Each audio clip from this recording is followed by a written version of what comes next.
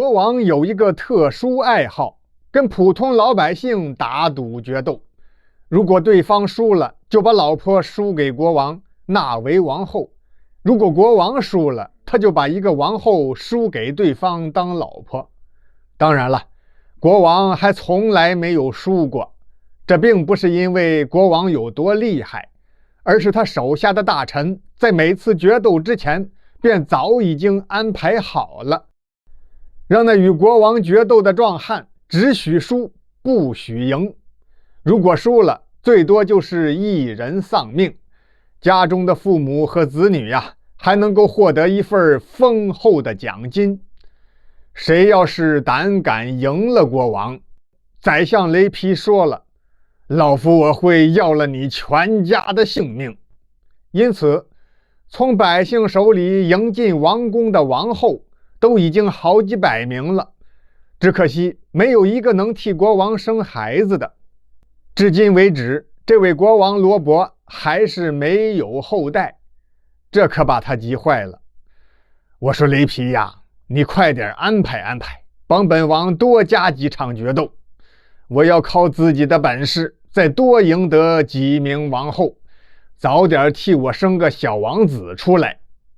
于是宰相雷皮马上安排下达任务，通知全国各个地方都要往都城这边送来所有漂亮女人的丈夫，排队与国王决斗。单说有这么一个村庄，庄主召集了全体村民，可无论庄主怎样动员，全村村民没有一个愿意去的。庄主有点急了，各位村民，咱们村的任务只是去一位勇士跟国王决斗就行，要是谁都不愿意报名，那我可点名了啊！我要点就点咱们村最漂亮女人的丈夫前去决斗。庄主话音刚落，有人举手。庄主，看来你是要点我丈夫的名字吧？好吧，我替我家卖家同意了，明天我就陪着他去都城与国王决斗。众人一看，说话的不是别人，正是本村最漂亮、长相美貌绝伦的女人伊曼女士。伊曼这几句话让全村人都松了一口气，唯独她的丈夫卖家冷汗都下来了。庄主，各位村民们，我天生胆子小，别说决斗了，拿起武器我就哆嗦，我可不行。怎么能说不行呢？又不是让你赢，去了就是要输给国王，哆嗦就哆嗦呗。感情所有人都知道，与国王决斗只许输不许赢，全国上下也就只有国王自己不知道，他还真以为自己天下无敌呢。没办法，话已出口，全村人都散了，这决斗的任务只能是由卖家来承担了。回到家，卖家不理妻子，心想，好啊，伊曼，你是不爱我了，要让我去送死，然后你嫁给国王，享受荣华富贵。也罢，我就成全了你吧。卖家，亲爱的，不要生气，明天去决斗，你只要壮起胆子，准能刺死那狗国王罗伯，到时候你就是救百姓出水火的大英雄了。卖家一听，苦笑了一下，然后长叹一口气，翻身睡觉，不再说什么了。第二天，卖家在妻子伊曼的陪同之下来到王宫，登记上名字，排队等候与国王决斗。等了3天，轮到卖家了。决斗的场地就是在王宫的偏殿，众位大臣列立两旁，卖家准备上场。宰相雷皮在他耳边咬着后槽牙嘱咐：记住老夫的话，只许输不许赢，否则你全家老小都会被送上绞刑架。决斗开始了，卖家鼓足了勇气，手提长剑往起这么一举，还真有点沉。抬头一看，对面国王罗伯手里紧握着同样的长剑，满脸杀气走过来了。卖家就觉得头一昏，腿一软，手一松，当啷啷一声，长剑就掉落在了地上。看来他还真没扯谎，果然是胆小如鼠。国王罗伯先是一愣，他还以为对面这位是要耍什么花招呢，仔细一打量，就见这位卖家先生体似筛糠，嘚一个劲儿的打哆嗦呢。哦，国王罗伯明白了，原来这家伙是被本王的威武气势给吓破了胆呀！哈哈，好，我今天就好好露一手，让所有人都瞧瞧本王的风采，看我是何等的英勇。想到这儿，国王罗伯一点手，宰相雷皮赶忙就跑到近前：陛下，您有何吩咐？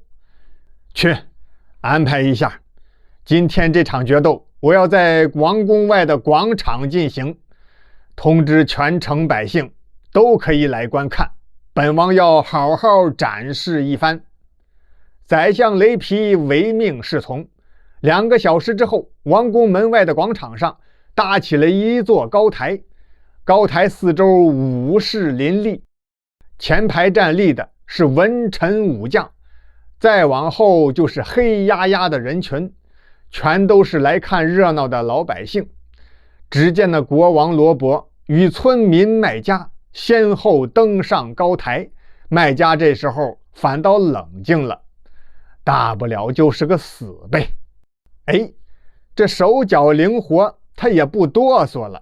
再看国王罗伯，把手里的长剑当啷啷一声扔到了台下，原来他要玩个绝的。亲爱的子民们，本王现在要表演一个空手夺剑，不仅空手夺剑，我还要刺死敌人。敌人指的就是村民卖家。而且今天我要赌一个大的，如果我输了，甘愿让出王位，就让这位卖家先生他来给你们当国王。话说到这儿，台下是一阵骚乱，众大臣包括所有的老百姓可都议论开了。哎呀，我说真能这样吗？咱们国王是不是疯了呀？我看也是。你俩快别说了，小心被宰相抓起来。这2位一看那宰相雷皮正在对面用眼睛瞪他们呢，赶忙就闭嘴了。国王罗伯认为，以我的本事决斗了几百场了，从未失手，可以说是百战百胜。就凭你眼前这位卖家小先生，剑你都拿不稳，还想跟我决斗？等着吧，今天本王要当着全城百姓的面好好露露脸儿。想到这儿，国王罗伯一个箭步冲过去就要空手夺剑。卖家有点蒙圈啊，他从来没有想过有一天会跟谁搞决斗，更别说对面这位还是万金之躯的国王陛下了。哎，卖家本能的一抬手，剑尖就对准了国王罗伯的前胸。这时候罗伯也傻了，他以前跟别人决斗，还从来没有谁敢把剑尖正对着他的胸口这么近过。可再想停下来已经来不及了，只能是躲。于是国王罗伯赶忙把身子一偏，就听噗的一声，长剑刺进了罗伯的左臂。刺穿之后，剑尖又露出来有半尺多长。呵，这个疼啊！哎呀，疼！卖家一听国王喊疼，赶忙往回一抽剑，唰，剑拔出来了，伤口一股鲜血也涌出来了。卖家这人还晕血，他再一次浑身发软，手一松，长剑就掉落在脚下。国王罗伯这时候也红了眼了，伤口疼痛事小，丢人事大。他抓住时机，捡起麦家的长剑，举剑就刺。麦家转身想逃跑，哪还来得及呀？只听噗的一声，一剑刺在了麦家的屁股上。因为他正往前跑呢，所以剑刺得不深。不过国王罗伯这边握剑的手上有自己的血，很滑，剑就脱手了。麦家屁股上带着把剑，跑了几步。这不行啊，他强忍着疼痛，拔出长剑，又扭回头把剑尖对着追过来的国王罗伯。这回可糟了，罗伯因为生气也有点累了，不像刚开始反应那么敏捷，躲闪不及，噗嗤，长剑刺穿了国王罗伯的胸膛。这一下子他算是活通透了。看到这儿，观看决斗的大臣们以及所有的老百姓全都惊呆了，足足愣了有10秒钟，全场一片安静。忽然就听麦家的妻子伊曼大声叫喊：麦家胜利了，新的国王诞生了。因为过去大家伙早就对国王十分不满，现在一看罗伯死了，众人是齐声欢呼。麦家也终于松了一口气，挺起胸膛，一副得意洋洋的样子。可惜高兴了不足1分钟。这宰相雷皮呀，早就有谋反之心。过去他是故意惯着国王，破坏国王在大臣和百姓们当中的威信，培植他自己的势力。现在看这个时机是千载难逢，他大喊一声：武士们，快抓住杀害国王的刺客，我有重赏！众武士一哄而上，要抓麦家。麦家跳下决斗台，妻子伊曼牵过来一匹快马，夫妻俩骑着马是亡命逃跑，绝尘而去。宰相雷皮篡夺了王位，当上了新国王。他下令全国搜捕，捉拿麦家与伊曼这夫妻俩。后来听说麦家和伊曼躲到了一座孤岛上，新国王雷皮下令，命手下的大将军古达尼带兵前去捉拿。古达尼带领着军队，还真就找到了那座孤岛。麦家和伊曼束手待擒，心想就等着被处死吧。没想到大将军古达尼双腿屈膝，跪在了麦家的脚下。